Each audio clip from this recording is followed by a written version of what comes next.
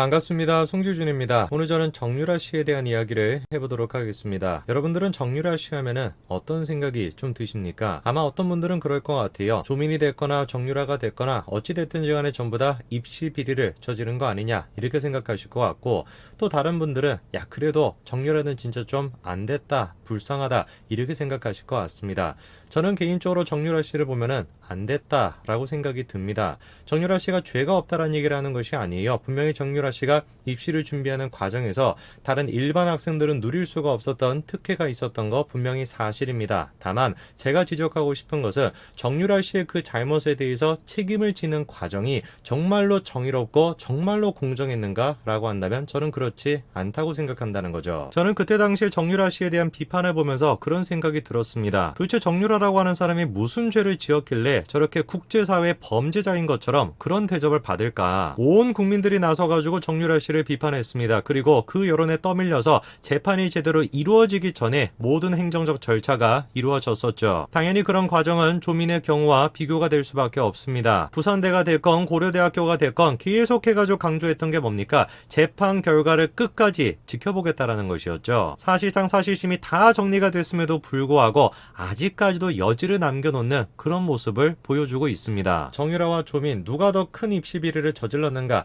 그거를 따지는 거는 우습지만 그래도 따져본다라고 한다면 조민의 경우가 더 크죠. 그리고 무엇보다도 중요한 것은 그 죄에 대해서 재판이 이루어지고 책임을 지는 과정에서 조민의 경우와 다르게 정유라는 그 어떤 정의도 그 어떤 공정함도 없었다라는 것입니다. 이번에 서민 교수가 이런 얘기를 했죠. 살다가 내가 최순신 편을 들게 될 줄은 몰랐다. 저 얘기가 바로 이것 때문이었습니다. 최서원 씨가 안민석에게 제기를 했었던 1억 원 손배소에서 승소를 했다라는 거, 이것 때문이었죠. 안민석하면 항상 나오는 얘기가 최순실의 저격수다, 은닉재산 400조를 되찾겠다, 그게 안민석에 대한 얘기 아닙니까? 근데 이분이 이렇게 얘기를 하죠. 400조라고 하는 언급은 자기와 무관한 가짜뉴스래요. 자기는 박정희가 됐건 최순실이 됐건 재산이 300조, 400조라고 하는 말을 한 적이 없다는 거죠. 자, 그런데 금방 이런 얘기가 나옵니다. 분명히 지금 뭐라고 얘기합니까? 박정희 비자금 스위스의 400조, 이 돈을 찾아와야 된다. 구체적인 그때 당시의 워딩을 보시면 박정희 전 대통령의 통치자금 규모가 당시 돈으로 8조 9천억, 지금 돈으로 300조가 넘는 돈이다. 그리고 그 돈으로부터 최순실 일가 재산의 시작점을 판단할 수 있을 것 같습니다. 자기가 지금 방송에 나와서 저렇게 인터뷰한 거 아닙니까? 박정희 대통령의 정치 자금이 300조 가까이가 된다. 그리고 그 돈이 바로 최순실 일가의 돈의 시작이다. 자기가 그렇게 지금 얘기한 거 아니에요. 얼마나 그래서 그때 당시 안민석이가 칭송을 받았습니까? 결의의 눈빛이다. 반드시 300조를 찾아내겠다. 아예 그래가지고 최순실 재산몰수 특별법 이것까지도 주장하지 않았습니까? 한두 번이 아니에요. 언론 보도가 이런 식으로 됐던 게 300조가 됐건 400조가 됐건 계속해가지고 강조가 되지 않았습니까? 아니 저는 그래서 안민석 의원이 300조 400조 그게 가짜뉴스다라고 얘기하는 게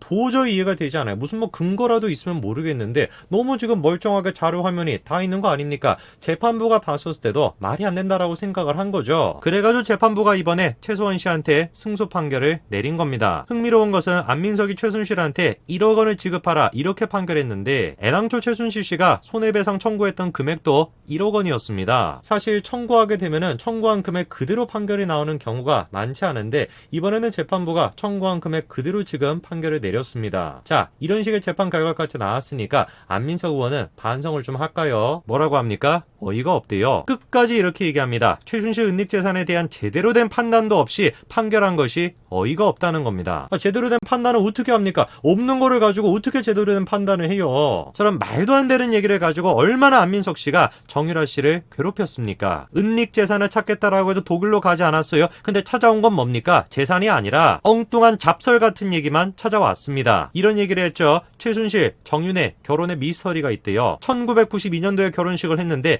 왜 1995년도에 또 했을까? 뭔 소린지를 보니까 두 사람이 결혼한 연도가 95년이 아니라 92년이라는 겁니다. 그리고 정유라 씨에 대한 호적 신고가 1996년도에 이루어졌다는 거죠. 그러면서 모든 퍼즐이 새롭게 맞춰진다 이렇게 덧붙이는데 바로 이런 얘기가 나오는 거죠. 출생에 대한 개연성이 93년부터 가능해지는 거 아니냐. 그리고서는 똑똑한 국민들이 퍼즐을 맞추는 걸로 해보자 이렇게 안민석이가 얘기하는데 그 똑똑한 국민들이 맞춘 퍼즐이 이런 지금 퍼즐입니다. 뭐라는 거예요? 정유라 씨가 최순실 씨의 딸이 아니라 박근혜 전 대통령의 딸이다. 이게 지금 똑똑한 국민들이 만들어낸 퍼즐이라는 겁니다. 지금 뭐 보시니까 난리가 났습니다. 눈을 지금 저렇게 막 분석을 하고 있고 코를 분석하고 그 다음에 막 입을 분석해가지고 박근혜의 딸이라는 거예요. 정유라가. 한마디로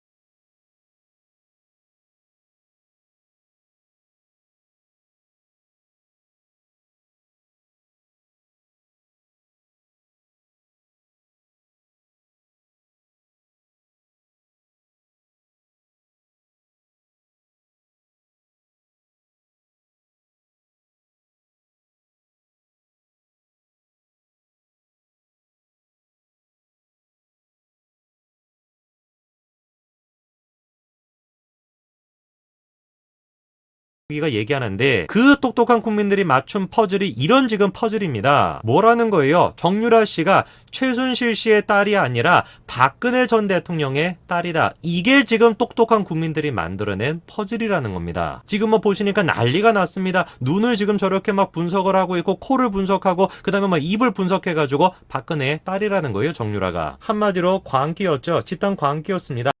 정유라라고 하는 한 여성에 대해서 네 엄마가 누구다, 최서원 씨가 엄마가 아니라 박근혜 전 대통령의 엄마다, 이런 식의 말도 안 되는 얘기가 난무하고 있었을 때 대한민국의 여성단체들은 어디로 갔었습니까? 단 한 명이라도 야 우리가 정유라라고 하는 사람에 대해서 그런 식으로 얘기하는 거는 그거 잘못된 것이다, 죄를 떠나가지고 이런 식의 지금 소문을 만들어내는 것은 여성으로서 얼마나 이게 모욕적인 것이냐, 이래서는 안 된다 라고 하는 상식적인 얘기를 누구라도 했습니까? 아무도 할 수가 없었습니다. 더 비극적인 것은 무엇이냐, 사람들은 두려움을 느낄 수 있습니다. 정유라를 지금 잡아야 된다라고 외치고 있는 저 사람들 앞에서 두려움을 느낄 수가 수가 있어요. 그런데 대한민국의 법치, 대한민국의 시스템이라고 하는 것은 대중들 앞에서 두려움을 느껴서는 안 되는 거 아니겠습니까? 최근에 정유라 씨에 대해서 이런 근황이 나왔었죠. 세금을 체납해가지고 자택이 압류됐다는 겁니다. 여기가 바로 정유라 씨가 거주한다라고 알려졌던 자택이었는데요. 해당 매입가는 9억 2천만 원 정도였다고 합니다. 정유라 씨와 남편 두 사람이 합쳐가지고 주택을 매입을 했는데 두 사람이 계약하고 난 뒤에 최서원 씨가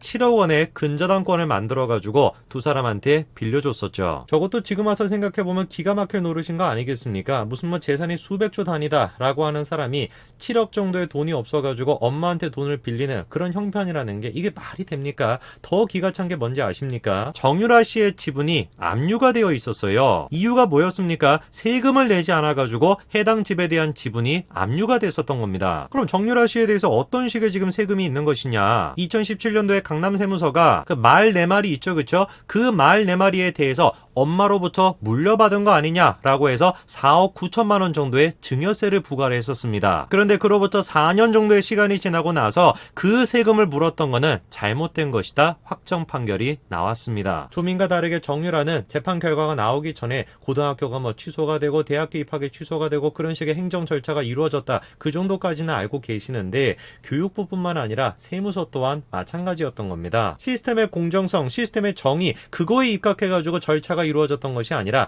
대중의 분노에 힘입어서 내가 지금 정유라에 대해서 세금을 부과하지 않는다면은 정유라를 향한 대중의 분노가 자기들한테 향하겠다. 그게 두려워가지고 저런 식의 말도 안 되는 짓거리를 했던 겁니다. 그리고 그 대중의 분노를 가장 앞에 서가지고 주도했던 인간이 바로 안민석이었던 겁니다. 대한민국 국민의 한 사람한테 저런 식의 말이나 하고 앉아있고 국민뿐만입니까? 의사한테도 마찬가지입니다. 일개 의사가 이런 말을 하죠. 소송한다고 하니까 대가를 치르게 하겠다. 3대에 걸쳐가지고 재산을 다 털어놔야 되겠다. 이따위 소리 나고 앉아 있습니다. 저 모든 것들이 가능했던 배경이 뭐였습니까? 간단합니다. 최순실을 앞장세웠기 때문이에요. 다시는 우리가 저런 식의 일이 반복되게 만들어서는 안 돼요. 그래서 우리가 생각해 봐야 됩니다. 현재 지금 안민석이는 무엇을 하고 있는가? 바로 이재명 캠프에서 총괄 특보 단장 역할을 하고 있습니다. 대한민국에 더 이상 집단 광기는 존재해서는 안 됩니다. 대한민국은 시스템을 통해서 정의와 공정을 통해서 운영이 돼야 되는 것이지 저런 식의 대중의 집단 광기에 의해서 좌지우지돼서는 안 됩니다.